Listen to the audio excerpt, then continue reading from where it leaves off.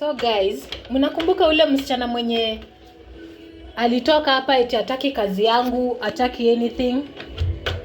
Sasa huyu msichana naambiwa na mtoto eti sijui auntie yako hapo kwa mlango, sijui anataka nini.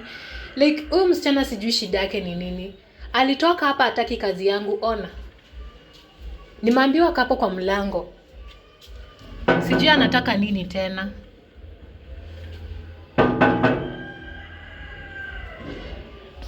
Ako hapo kwa mlango. Eti sijui anataka kuniona. Auntie, habari? Nzuri. Ni nini tena umerudi? Si umesema hutaki kazi?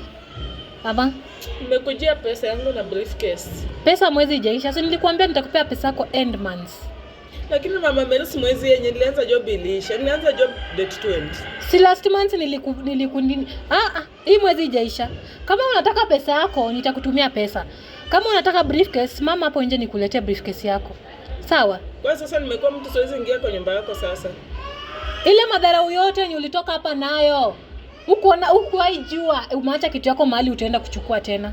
Ama huku venye ulikuwa unatoka hapa na madharau huku unajua unatoka kwa mtu. Si ndio?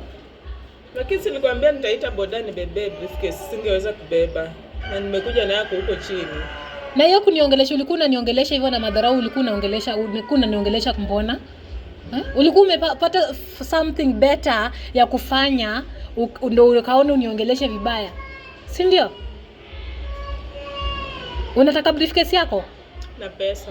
Pesa nitakutumia advance. Tusisumbuane by the auntie.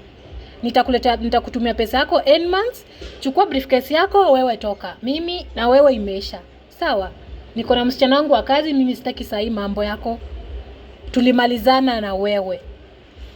Wacha nikuletee briefcase yako.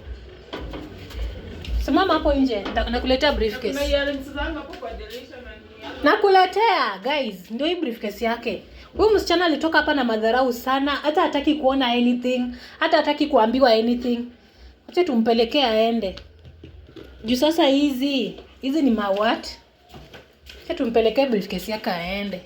Hizi kuona anafanyia madharau kila siku. Ndio chukua briefcase yako. Toka. Pesa yako nitakutumia end month, sawa? Ndio spotuma nitakupeleka kwa polisi. Polisi gani tena auntie? Kwani aki msichana? Kwani unaniingia kuingia kwa nyumba yako? Nyumba yako ya matakataka hii. Guys, yani wasichana kama hawa surely, yani mtu anataka kusaidiwa lakini kazi yake tu ni mdomo na kurusharusha mdomo. Hey. Anyway,